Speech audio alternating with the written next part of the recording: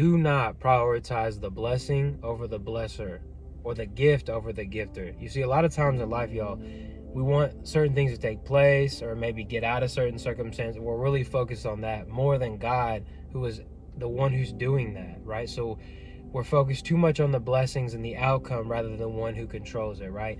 And Moses shows a perfect example of how us as believers should prioritize God and his presence, right?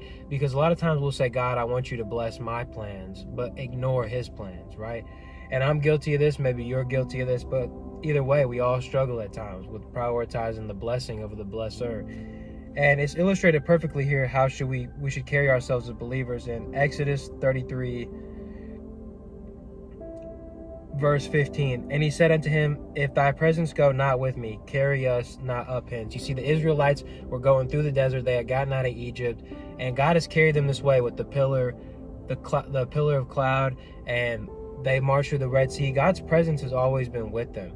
And Moses right here, this is after the Israelites had made that golden calf and they'd sinned, and they're trying to reconcile to God and continue on to the promised land. And you see, God was upset about that.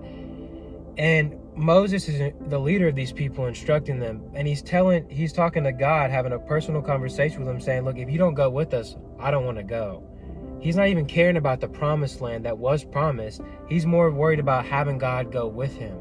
And that's how we as believers need to walk in our everyday life. Not so worried about the outcome and the blessing, but rather God. Because the blessing, the outcome comes with God. But prioritizing God, his presence. Because that's where we have peace, security. That's where our faith grows. That's where our relationship with God grows. And these things are built over time. You know, Rome wasn't built in a day.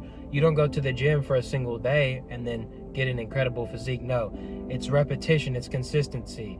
And we're talking about this in church today. There's a difference between knowing God and knowing God, right? And what I mean by that is, you know of God, you know maybe his attributes, things that he said, right? But to know God on a deeper level is to have that an experience when you've dealt with trials, hardships, or have blessings in your life. You experience the goodness. You've experienced him carrying you through hard seasons. And that's how you know God on a personal level. Like, you can know LeBron James, he's a basketball player, right? But knowing LeBron James on a personal level, where you have his phone number, y'all hang out, like, that's a whole different thing. In the same regard for us in our relationship with God, to know him, to spend time with him in his word, to pray, and to go through seasons in life, differences, and just experience him in all different ways. So remember, prioritize God, the blesser, over the blessing today. I pray this word bless you and that you guys have a blessed day.